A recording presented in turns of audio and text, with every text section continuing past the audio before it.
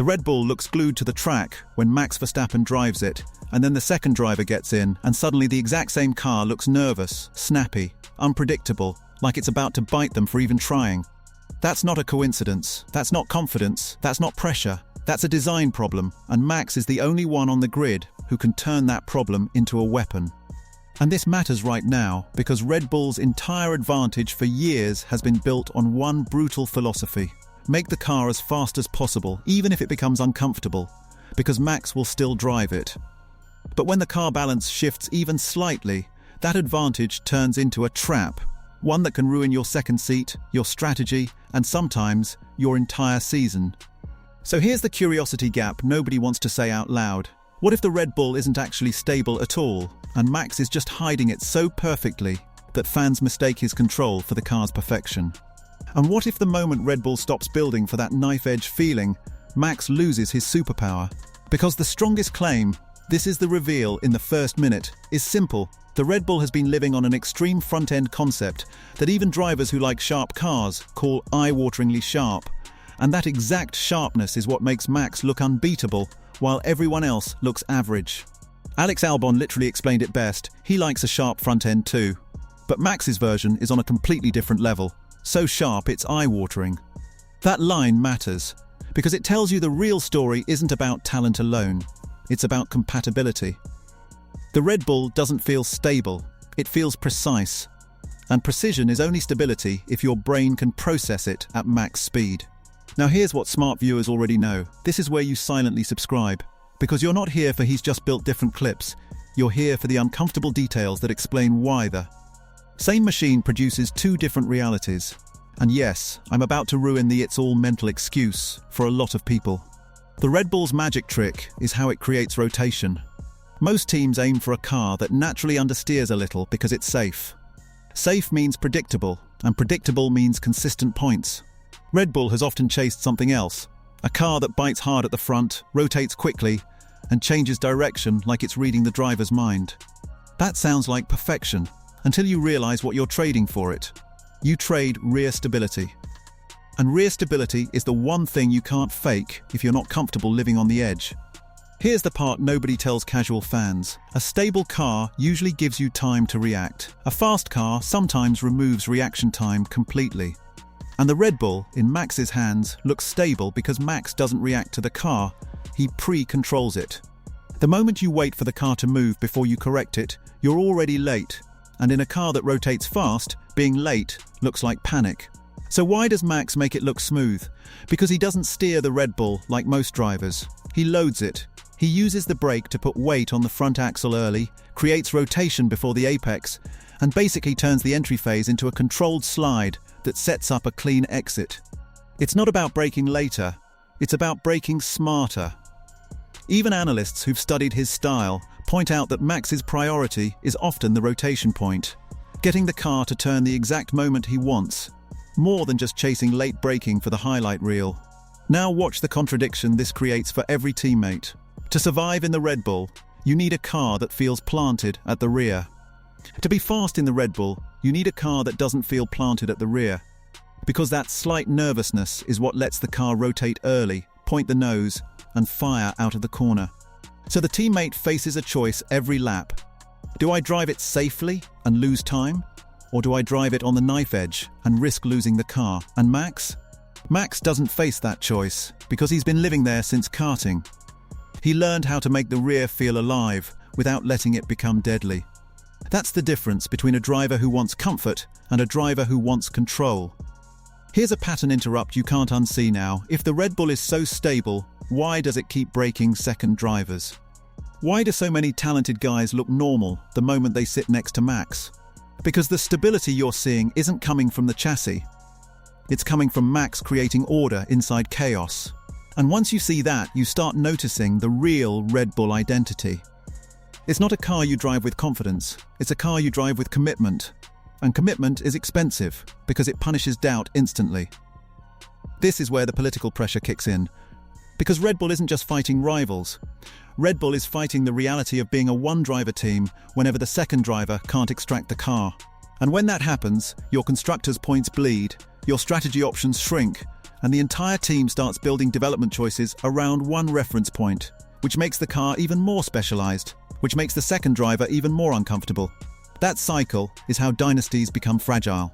And we've seen hints of this when Red Bull has faced balance issues across seasons, moments where the car's behavior becomes inconsistent, and suddenly even Max starts mentioning that the problems are big, or that the car feels off. When the sharp concept loses consistency, it stops being a weapon and becomes a gamble. Here's what nobody is talking about. This is why Red Bull's second seat is basically the hardest job in F1. Not because it's pressure. Pressure exists everywhere.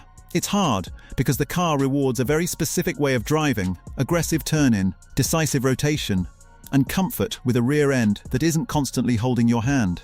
Now imagine you're the teammate. You arrive at a corner and the front bites instantly. Great, but the rear follows a fraction later. If you're not Max, your brain interprets that as danger. So you correct it. That correction scrubs speed. That scrub overheats tires. That heat kills confidence. And the next corner, you brake earlier. Meanwhile, Max is doing something violent, but clean. He's leaning on the brakes just enough to keep the front loaded, he's patient mid-corner, and the moment the car rotates, he's already planning the exit. So while the teammate is busy trying to stop the car from moving, Max is using the movement as part of the plan. This is why Max doesn't look like he's fighting the Red Bull. He looks like he's negotiating with it. And the car agrees. Now a quick thought. You know what's hilarious? The broadcast will call this natural talent. But talent doesn't explain why some drivers with insane speed still can't replicate it. The real explanation is mechanical compatibility. Max is the rare driver whose style matches a front-end dominant concept so perfectly that the car feels calmer than it actually is. And Alex Albon essentially confirmed the core of this. He likes sharp cars, but Max's preference is extreme. That tells you the Red Bull stable look is a mirror trick. It looks stable because the person holding the mirror is Max Verstappen.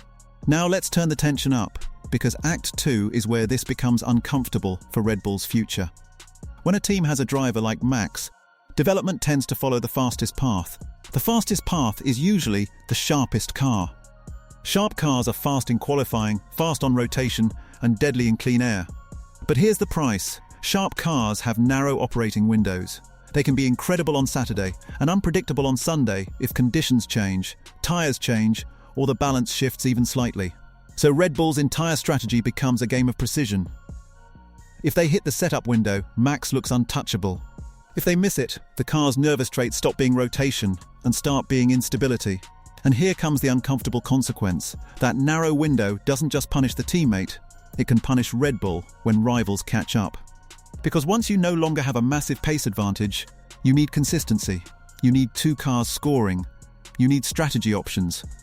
And you can't do that if your second driver is driving a different reality. Pattern interrupt. Think about how many races are decided by the second car. The second car blocks undercuts. The second car forces rivals to pit. The second car steals points from your title opponent. If your second driver is struggling just to keep the rear under control, you're fighting with one sword while everyone else has two. And this is where the story flips from Max is brilliant to Red Bull might be trapped. Because the team has to make a choice. Do they keep building the sharpest, fastest, most Max-compatible car, even if it sacrifices the second seat? Or do they calm the car down to create a more forgiving platform and risk removing the very sharpness that makes Max look supernatural? That's not engineering. That's politics. Because whichever direction they choose changes who they can sign, who they can keep, and how long the Verstappen era remains a dynasty instead of a balancing act. Okay, if you're watching this far, you're officially not a casual fan. You're the kind of person who understands that the biggest battles in F1 happen before the lights even go out, inside design meetings, setup philosophy, and driver feedback wars. So here's the debate question that people are going to fight over. Should Red Bull keep building the car around Max's extreme sharp style, even if it destroys every teammate? Or should they sacrifice a little peak performance to create a more drivable platform for two-car dominance? Pick one. And don't sit on the fence. Because whichever answer you choose tells everyone how you think championships are actually won. Now let's go even deeper, because Act 3 is where you finally see the real Red Bull. The Red Bull looks stable for Max, because Max has a rare ability to control instability without killing speed. That's the payoff. He doesn't eliminate movement, he weaponizes it. He uses early front load, rotation timing, and exit preparation in a way that makes the car look calm. But underneath that calm is a car that's constantly trying to rotate faster than your instincts want it to. So the difference between Max and everyone else isn't just bravery, it's timing. Max is early on the brake touch, early on loading the front, early on deciding the car's attitude. That means the car rotates on his schedule, not on the car's impulses. The teammate is late to the rotation, late to the correction, late to the throttle. And in a car that lives on sharpness, late is fatal. That's why the Red Bull looks nervous for everyone else. Because it's not nervous. It's fast, and fast feels nervous when you don't own it. Now here's the consequence that matters most right now. If Red Bull enters a new era where they can't rely on the biggest pace gap, the second car problem becomes a championship problem. Because dominance isn't just about having the best driver, it's about having the best system. And a system that only one person can operate is powerful, but fragile. And that's why this story isn't just about Max being special. It's about Red Bull being addicted to a philosophy that only Max can fully unlock. If they nail it, Max looks like a machine. If they miss it, the team becomes vulnerable. And that's why rivals love this, because they don't need Max to fail. They just need Red Bull to become slightly less perfect. And if that happens, the stable Red Bull myth collapses instantly, and everyone will finally realize they weren't watching a stable car. They were watching the best stabilizer in the sport. So if you want the next piece of the puzzle, here's where we go next, because this connects perfectly. The real reason Max's teammates can't copy his setup is not confidence, it's the type of car he demands, and the tiny technical details that make his speed possible. That's the next video you need. Because once you understand the setup window, you understand why Red Bull can look unstoppable one weekend, and weirdly vulnerable the next. And when you watch it, you'll start seeing something even scarier. Max doesn't just drive fast. He drives in a way that forces the car to obey.